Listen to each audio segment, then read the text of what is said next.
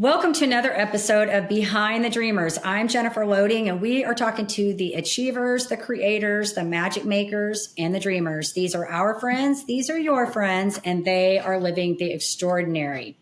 I read a quote today that I thought was just awesome. It really depicts my guest today. The only one who can tell you you can't win is you, and you don't have to listen. And that is by Jessica Ennis Hill. Just an awesome quote. I just think, when you guys hear our story today with our guests, this is really going to resonate with some of you. So imagine being told that you can't play a sport as a young student because you have a condition that kind of defines your situation. But you defy the odds and you do it anyway. Then some years later, you carry what you learned as a collegiate athlete into a business to help athletes reach their full potential on the court, in the classroom, and in life. This is essentially what my guest is doing today. And so you guys are going to want to stick around to hear this and her story and how she's making a difference. But before we do that, we have to give a shout out to our sponsors. And so today's episode is brought to you by Walt Mills Photography. If you are a creator needing post-production, consultation, or promotion, Walt Mills is your guy. Whether short films, YouTube films, photography work, or a new headshot, he can help you find a solution to match your needs. To learn more about Walt and his work, go to photosbywalt.com.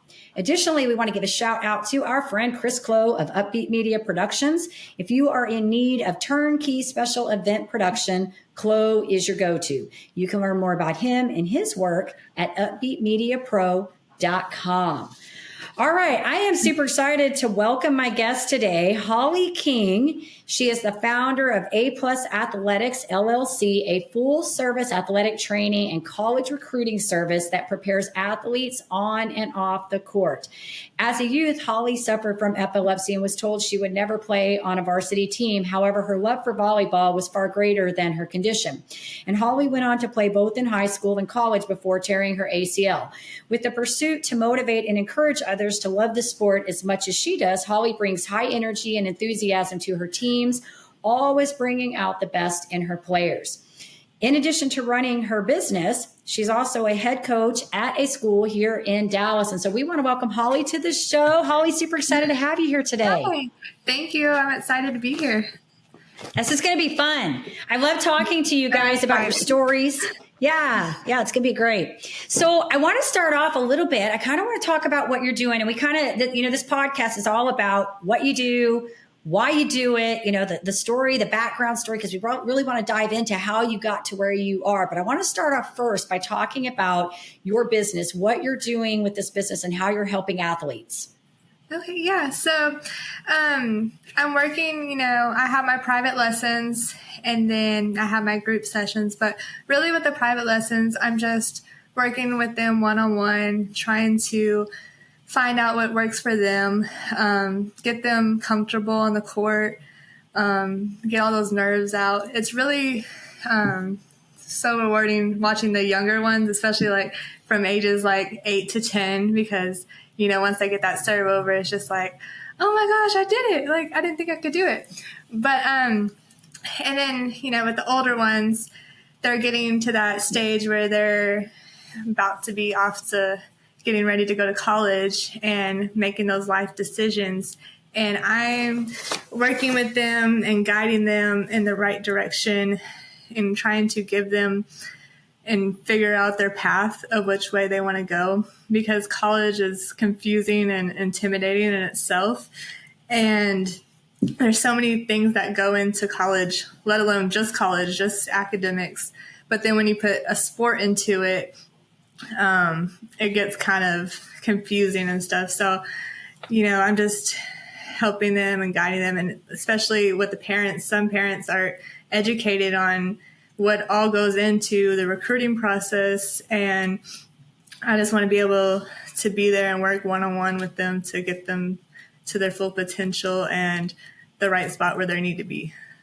Yeah. And as a parent, I shared with you that, my two oldest daughters went off, right? But just I think I shared with you, my middle one was actually a cross country runner. And so we had to go through some of that recruiting process. It wasn't a big deal for her because she picked a school very early on, but there is definitely a process going into that. And they get, these coaches go out, and in these sports, they're looking at these kids very early on in the process, right? And you have to wait till a certain time before they can actually communicate with you, and so there is kind of this whole process that goes into these sports. And so, having been through that yourself, kind of how that lays out for these guys. Exactly. And, coaches are already looking at girls in middle school, and that's just like mind blowing to me, because I'm like, they're not even thinking about college yet. They're thinking about, just having fun as they're still kids, And so it's really just being able to educate those parents. Like, you got to start now, because if you start in your junior year and your senior year, like, there's this chance, like, you might miss out on, like, you have to really start educating yourself and getting everything together, signing up for these camps and showcases and stuff, just so you can be seen by college coaches. Because when COVID happened, they let their seniors on an extra year, and, the extra eligibility. And so now all those seniors are going away, and they're like, well, all their juniors and sophomores are moving up. And so they're not even looking for, I guess, seniors in high school right now. They're just looking for younger for the future. So they're already planning out ahead of time. Wow.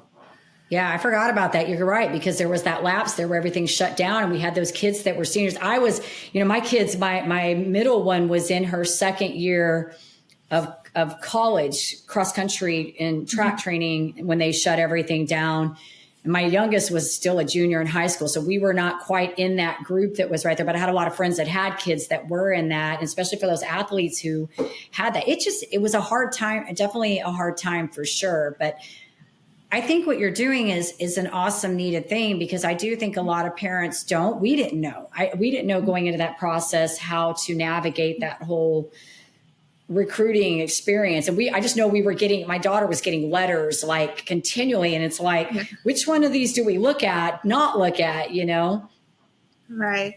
And then it's like, you might like the school because of the sport, and they have a good athletic program, and they have a position for you, but they don't have what you need academically. Like, you could be wanting to go to school for criminal justice, but if this school doesn't have it, what's the point of playing a sport? You're just going to waste those years on that. So you really need to tie in those together and make it a full package when you're looking for the right college. Yeah, this is good. And yes, because my daughter, she was wanting to go into forensic, and that was, to match up forensics with cross country. How do you find, the school you want to go to that has the sport? They're playing, whether it's a high level, the team, but then also match it with your studies and find that blend, and you're right. They don't all offer the same things. So good point on that.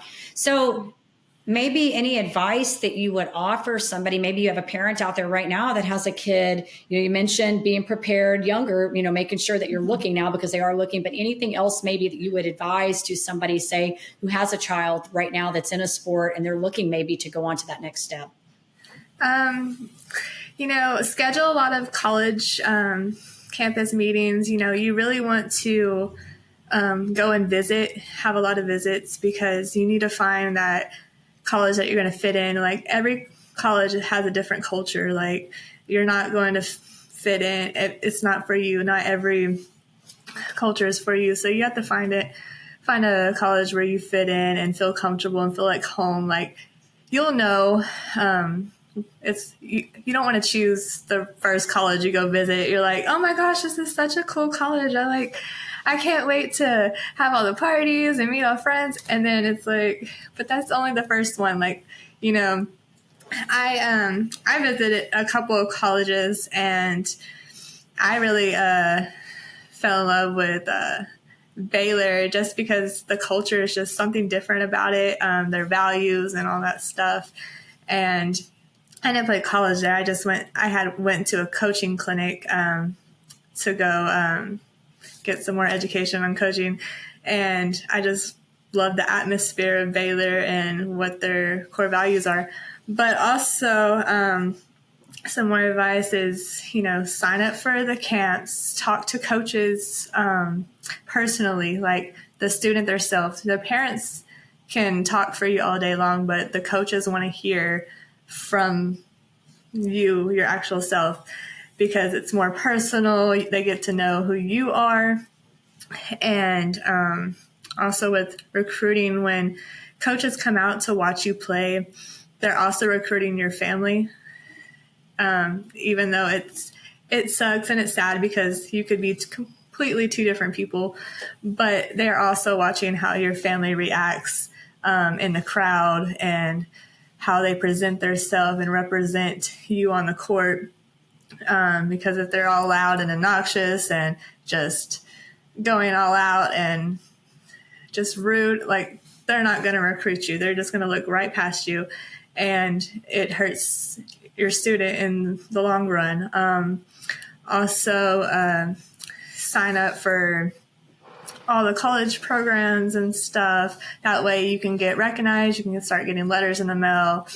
And yeah, just really connect with the coaches personally on a personal level. Send emails and proper emails, not just and make sure you have a good email. You don't want to be like hot girl 13. You want it to come professional. I know these students have a couple of strange ones, but yeah, make it professional and reach out personally and stuff like that.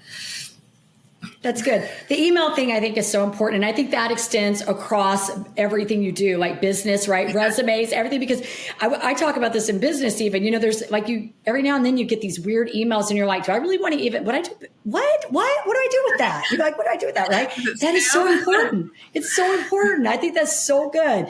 But I want to say this to you.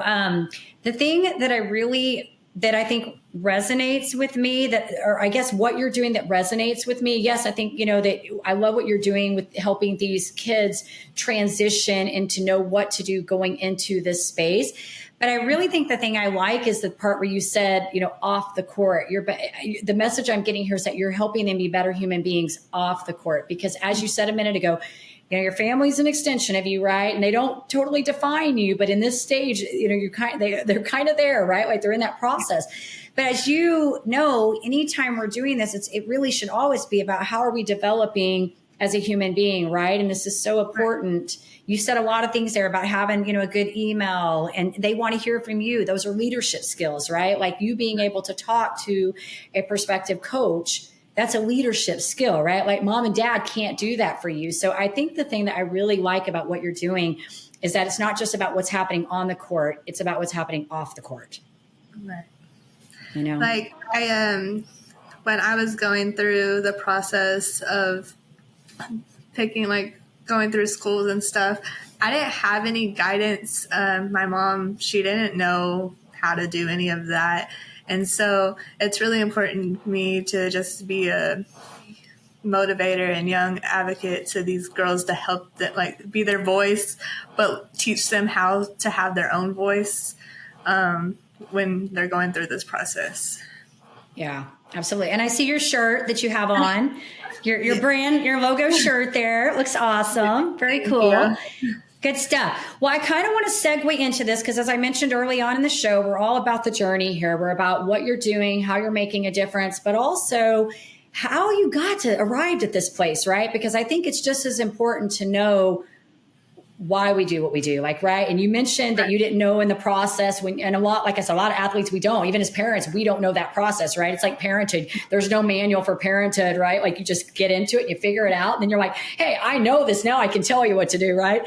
So I think it's about the journey. And as you know, in our entrepreneurial lives, nothing's really linear, right? It's always nonlinear. It changes and it evolves, and we evolve as human beings. And so when you were growing up, we talked off camera that you had early on suffered with epilepsy and you were wanting to play sports. And that was kind of a tough thing because you were told that you weren't going to be able to really do that because of the condition. So talk us through that a little bit, how that came about for you and how you kind of busted through that. Right. So I remember having my first seizure when I was 5 years old, and it was in my sleep, and I was just like, I woke up feeling confused, and I was rushed to the ER. I remember this doctor, he tried to make it fun for me. He like rushed me down the hallway, and, you know, I didn't leave there with any answers. I just, you know, went through life having seizures. They said it was caused by stress. I'm like, what 5-year-old what's there to stress about? You know, playing with Barbies at that age and dirt and so I continue, you know, just keep going, and I'd have an episode every once in a while. Usually when I get sick or stressed out or like, you know, really overdo my body. Like, I started playing sports. I was always involved in sport. My first sport was drill team, and then I went into cheer and taekwondo, and then I got into fast forward to middle school. I was in athletics, and we had to do a sport, at least try out for a sport. So we're in this big group, and my coach was like, "You're going to play volleyball," and I'm like, I don't know about that. I was shy, and you know, like, I just didn't think I could do an intense sport like that. But she made me anyways. I ended up making the B team for 7th grade. That was like my first time touching a volleyball. And it was difficult with my like epilepsy just to be able to like participate in certain things, because I would have dizzy spells during the day, and I would get over exhausted. Like, I would turn purple, and like they would think like I was like had high blood pressure or like I was gonna pass out. But like every game I would turn purple, and I'm like, it's just because I worked hard and I pushed, and you know, and I think part of that was it caused the seizures in a way, because I was over exhausted and I was just pushing my body. I didn't stop. I just kept going. Like, there was like no limit for me, but I just kept pushing through it. The really thing that did hurt a little bit was like my learning disability with, you know, that was caused from epilepsy. I didn't really have like dyslexia or anything. I just couldn't comprehend as well. It took me learning things in a different way. I was more hands-on. Like, you could tell me something all day and I wouldn't know. I couldn't tell you, but if you show me, I could do it. And I just kept going, and I never gave up. And that's what brought me to volleyball. Isn't that awesome? It's awesome. And now you're a head coach, right? Coaching with the sport that you love. Yes, I coach at Alcuin. It's rated like one of the best private schools in Dallas. I coach 5th grade girls. I have 10 of them, and they're such a joy to be around. They never stop going. They have so much energy, and they're doing awesome this season, and I'm so proud of them. That's awesome. And I bet you are an inspiration to them too, just knowing, you know, and maybe they don't all know your story, but, you know, I think sometimes our growth comes from going through, well, I always say our growth comes from going through those, you know, challenges in our life. And unfortunately you had to have some of that, and somebody tell you that you can't do something to defy the odds and go forward and say, hey, I am going to do this. And now I'm going to use the skills that I learned in that to help other students and athletes be amazing on and off the court, right? Right. And like, I just try to teach my girls, you know, to have integrity on and off the court. And that's really big with me. They're like chanting and yelling and stuff. And I'm like, well, y'all stop when the other team, you know, goes to serve, because you wouldn't want them to do it to them. And they're like, but they're doing, I'm like, but we're different. We're going to do this our way, you know, like it's out of respect, you know, just teaching them small things like that, just to respect others. And, you know, like I was told I wouldn't even, like by my middle school coach, Coach Manning, I wasn't even told I would make it to high school. And, you know, like I believed her, because, you know, high school is intimidating to like play a sport. And I remember, I tried out. I went for it anyways, and I made the freshman C team. And I remember my coach, Coach Smith, he was the freshman volleyball coach. He was like, it's not because you're not good enough. It's because, you know, I need good players on each team. And you work hard, you listen, you're coachable. and that's what I need on my team. And I always tell my girls that, like, even, because my youngers, they see the older ones and they're like, wow, I want to be that. I want to do that. Like, why am I not on the 6th grade team or something? And I'm like, just keep working at it, keep pushing. Like, you'll get there. Like, as long as you work hard, you listen, and you just keep working hard, and you'll eventually get there, And that's super big to me because I always, struggled, and I was in there. I'd be drenched in sweat, purple, my whole body be purple. Like, I really worked at it, and it got me to where I am today, like on and off the court as a person. Like, I never gave up. And despite people telling me I couldn't do it, or I wasn't good enough or fast enough, or, and then around 14, like, I was cleared from seizures. Like, they said they never gave me a reason why I had them. They just went away. And, I just feel like everything happens for a reason. It does. And you said some really good things that I think would be important advice. And maybe this is what we say here. What important advice do you lend? You said the being coachable, the learning, and working hard. I think these are 3 important things, but they not only extend to athletes, because I have, I told you off, I love a good story. I loved an overcoming story because I've had my own. I've had several of them, and I respect and admire people that have had to walk through a struggle in their life and then be able to use that struggle to teach them something and find a way that they can turn that story into a victory to serve other people. Right. But I think the key thing here is that, in order to have success, you've got to have some ability to be coachable on some level. You've got to be willing to learn, and you've got to be willing to work hard, right? And that transfers even into entrepreneurship, being an entrepreneur. I feel like there are direct relationship, to being an athlete, because I've run marathons, so I understand being an athlete, right? There is definitely a correlation between that and being an entrepreneur. Would you not agree?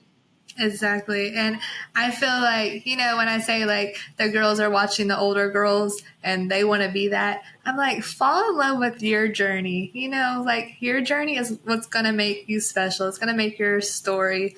Like, just fall in love with being yourself, being true to yourself, and not pleasing other people. Like, if I could give advice to my younger self, I wouldn't listen to anybody.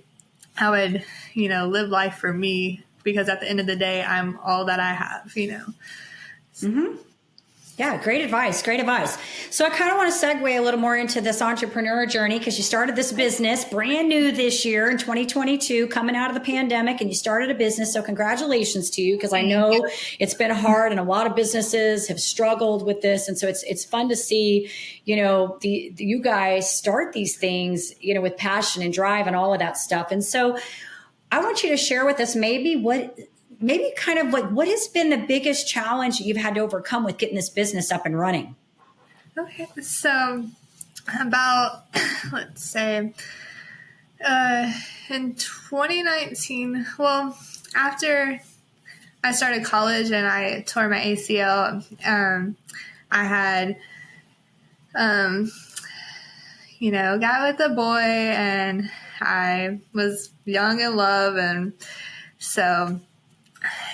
I knew I had forgot about college and all this stuff. I let it fall off the back burner. And I knew I wasn't at my full potential to go back and play volleyball. And because it hurt, not being able to play after tearing my ACL and stuff. So I started failing classes on purpose, and I went off with this boy, and we ended up having 2 children. My son's 8 now, and my daughter is 5. And so fast forward 2019, we eventually get married, and I was taking care of a guy that wanted to be a stay-at-home dad because he was depressed, but not with the kids. The kids were still going to daycare, and I was working 60 plus hours a week at Albertsons as a produce manager. And I was stressing myself out. Stress was literally killing me. I was losing weight. I wasn't eating. My hair was falling out and I had bags under my eyes.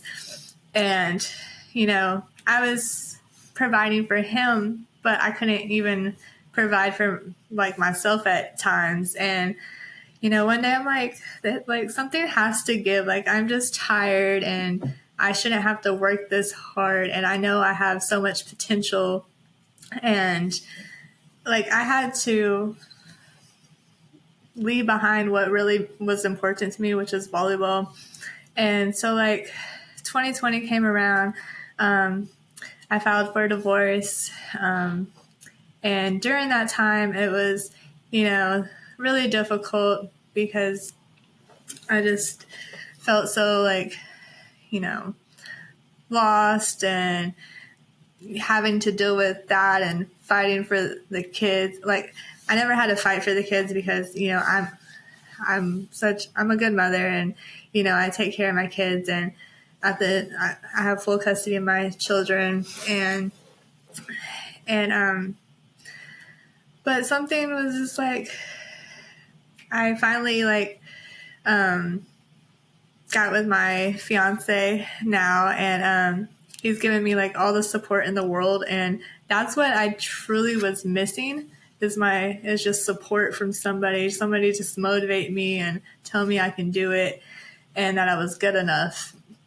And so 2020, I filed for the divorce, and then finally, March 2022, I get divorced. So after going through that, I started going to school, at Remington College for my medical certification. And I finished in June of 2022. And then a month before that, I got accepted to Baylor University. And I started my certification for K through 12 in physical education. And I finally just finished that in August of this year. So super excited about that. And then before that, in June, in June, I started applying for schools because my fiance was like, what do you want to do? And I'm like, I want volleyball back in my life. I want to coach, and, he just gave me the support for it. And I couldn't be more grateful for that because in just this past year, I've changed my life completely around like a 180 and I just didn't give up. And that's where it's got me to this opportunity today. I accepted the position for Alcuin in June. And in the summer, I started doing private lessons and stuff. And then, with coaching, I'm like, I could, do private lessons and I could help these girls get into college. And, I just put it in together and then coming up with a name, I'm like, what sounds good? I Googled everything and I'm like, I don't know. Like, let's see. I'm like, volleyball world or something like that. And then my fiance was like, what about A Athletics? I'm like, yes, I love that name. Like, that's perfect. He's like, the first letter in the alphabet is A, and that's usually what pops up on Google, gets people looking at it and stuff. And I'm like, I love that. Like, A+, it's like, you can do so much with that. Like, it seems like it's ever ending. Like, I don't know. Like, I want to do more sports other than volleyball. I want to be able to help all student athletes eventually, but volleyball is my main sport that I'll be doing. But yeah, I'm finally at this point in my life after going through all that. Like, just 2 years ago, I was like working 60 plus hours a week. Now I'm able to stay at home with my kids. They're in school now, but I'm able to go to all events. I make my own schedule. I'm living in Rockwell, Texas. And it's just been a complete 180. So yeah, all I need sounds was like I was going to say, it sounded like your biggest challenge was letting go to take something new on, because I have to talk about when I'm working with people, in order to grow, right? We have to let go of something else, right? And a lot of times that something else becomes sort of like a security blanket for us, right? Like that's all we really know. And even if it's toxic or it's wrong, it's still security for us, right? And so that's the hard part, is letting that go. So it sounds to me like, yeah, you had to let go and clean some things up and have this growth to be able to move into this next phase of your life, which is operating this business and living at your full potential. So congratulations to you. That's awesome in itself. It's awesome. So I think, yeah, you said a lot of really good things here. I think, maybe from an entrepreneur perspective, starting your business, I think you've kind of touched upon this in various ways, but any advice that you would offer maybe to somebody that's wanting to start a business, anything that you feel like has been like a learning thing for you? Just go out there and fail like over and over, because you just got to find out what works for you. And it's okay to fail, because if you don't fail, you're not really doing, like, just try different things, be courageous, go out there, be spontaneous, do stuff that makes you uncomfortable. And also, like, meet people that don't look like you, or don't, that you wouldn't think you would be friends with or whatever, because they might have something, advice for you that could help you in the long run. That's a good point. I always say that about why I like Stitch Fix, because they send me outfits that I would not pick for myself, right?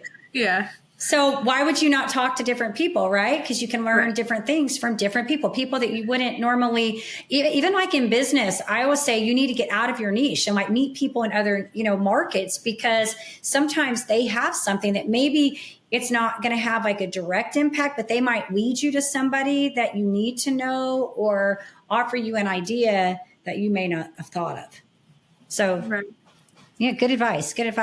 So you have a big event coming up. You mentioned it to me. You want to share with us what this is that's coming up? Yeah, so it's going to be a volleyball showcase event. It's going to be in Rockwall, Texas at the Indoor Sports World. It's just a chance for student volleyball athletes. If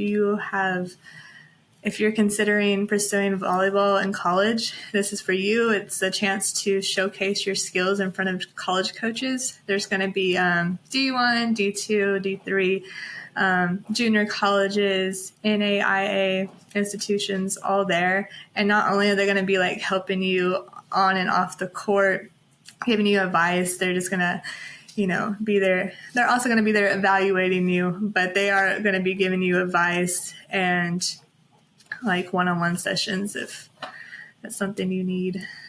Yeah, absolutely. All right. Well, this has been good. Listen, I want to do some fun questions for you. These are like, you can just like sit back and relax, because this is like no stress questions. Some of my favorite part of the show, because we get to know you kind of as a human now outside of the business. But they're supposed to be rapid fire. And I say that because they're supposed to be short. They're not always. We try. Anyways. All right. So let's do this. I want to start off with favorite. Let's do this. No. What's your first concert you ever attended? It was Jessica Simpson, and I never even heard her music before. And then I showed my mom, and my cousin and aunt brought me, and I was like, "What kind of music is that?" And then I ended up loving it. Like I've been a fan since. Awesome. I've never had anybody say that one. This is one of my favorite questions, because I find out some funny things about people. I'm like, I never heard it. I'm like, I haven't known anybody that's seen that one. So, all right. Let's do favorite guilty pleasure food. I love me some Italian food. Like, what is it? It's called vodka sauce, but I call it pink sauce. And it's amazing. Like, it's a marinara and Alfredo mixed together. It's to die for. Awesome. All right. I was trying to think. Do you have a favorite book maybe that you've read that's helped you along your journey? Let's see. No, I mean, I read this one book in high school that it's always stuck with me since I was till now. It was called Forged by Fire.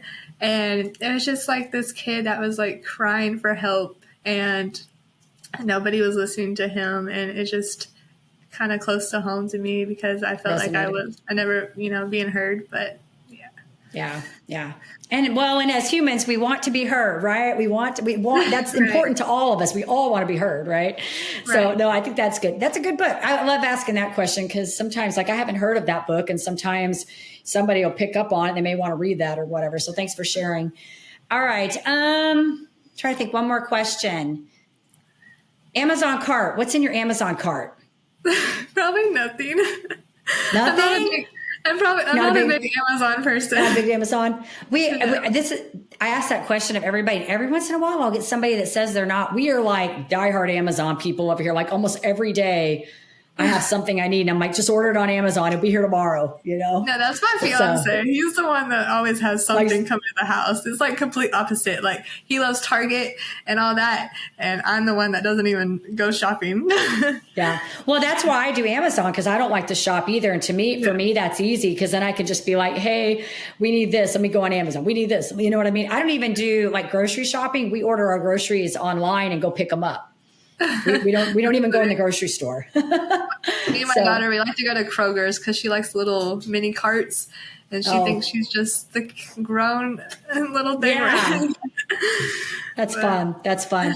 Well, this has been amazing. I've enjoyed talking to you. Congratulations on your success. I'm glad that the epilepsy has settled down and you're able to live freely from that because I know people that suffer from it and it is a difficult condition to deal with. So I'm glad that you're able to move, being able to move past that and what you're doing, with these athletes, I think is important too, helping them, like I said, be better human beings, on and off the court. If our audience, if this resonates with somebody I know several of them are going to have kids out there, right? But if this resonates, how do they find out about you and get in touch with you? You can email me at coachhollie13@gmail.com. It's HOLLIE. And I'll be available. I'm always checking emails, so just give me an email and I'll be happy to answer any questions you may have. Awesome. So and to our audience, yes, if you're in that space where you've got, a question about entrepreneurship, definitely you can reach out to Hollie. But if you have a child that's in the space of playing sports and looking to go on to that next level, Hollie would be a great resource to get you in the right direction, right? Yes. So thank you, Hollie, for sharing with our audience. We so appreciate you. I do want to say to our listeners, of course, if you enjoy our show, please be sure you give us a rating both on iTunes and Facebook because we cannot do this without you, and hit that subscribe button on the YouTube. We want to leave you with a final thought. It's the same thought I say every episode. In order to live the extraordinary, you must start. And every start begins with a decision. You guys take care, be safe, and be kind to one another. We will see you next time.